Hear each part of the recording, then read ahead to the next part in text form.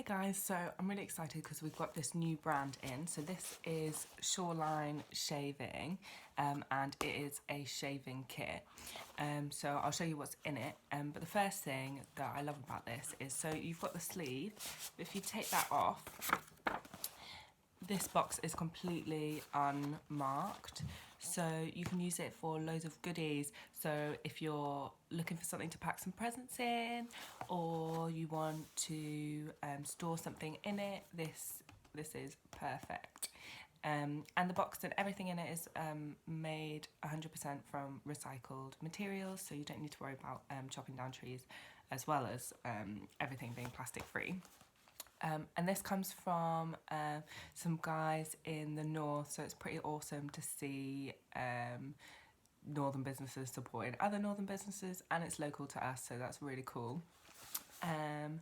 Okay, so I'll open it. So inside here you've got some paper first, also recyclable, and then in here you've got the shaving soap, here you've got the razor, and it's got the logo on it there. Don't know if you can see it in that light.